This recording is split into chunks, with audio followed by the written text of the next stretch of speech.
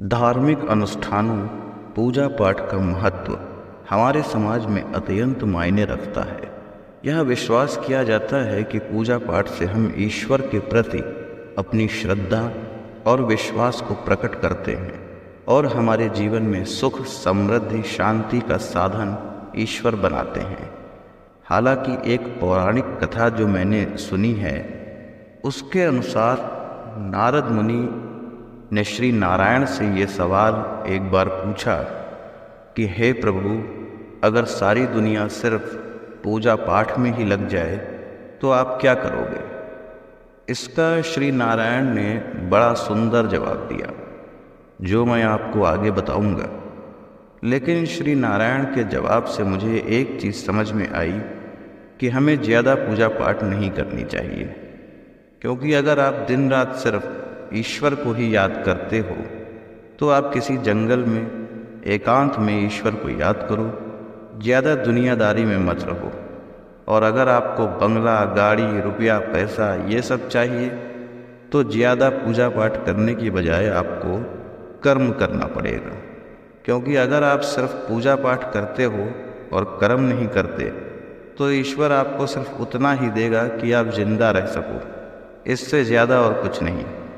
क्योंकि नारद मुनि को श्री नारायण ने जो जवाब दिया उससे मुझे यही समझ में आया।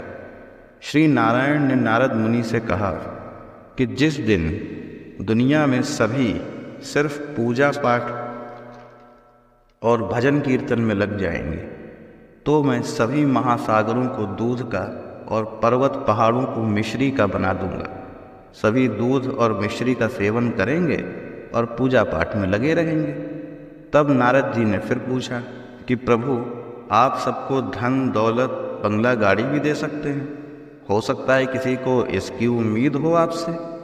तब श्री नारायण ने कहा कि नारद जी, अगर किसी को धन, दौलत, शोहरत ये सब चाहिए तो उसे पूजा पाठ नहीं कर्म करना चाहिए, और जो पूजा पाठ में लगे हैं उन्हें धन दौलत की फिक्र नहीं होनी चाहिए। पूजा पाठ करने पर तो मैं बस इतना ही दे सकता हूँ। अब भगवान के इस जवाब से मुझे इतना समझ में आया कि अगर आप पूजा पाठ, भजन कीर्तन में लगे हो तो ईश्वर से कुछ मांगो नहीं, जो वो दे रहा है उसमें ही काम चलाओ। और अगर आपके अंदर कुछ इच्छाएं हैं और उन्हें पूरा करना है तो फिर आपको कर्म करना ही पड़ेगा, क्योंकि श्री कृष्ण जो अर्जुन के परम मित्र थे, चाहते तो अर्जुन को महाभारत का युद्ध एक पल में खत्म करके राजपाट सौंप देते, लेकिन उन्होंने अर्जुन से कर्म करवाया। और श्री कृष्ण ने भी कर्म करने का ही ज्ञान गीता में दिया। हमें ईश्वर की आराधना और कर्म की प्रधानता के बीच तालमेल रखने की ज़रूरत है।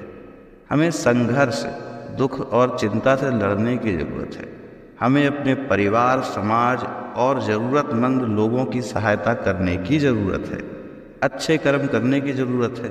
कर्म अच्छे हों तो ईश्वर आपके साथ हमेशा ही रहता है। जय श्री नारायण।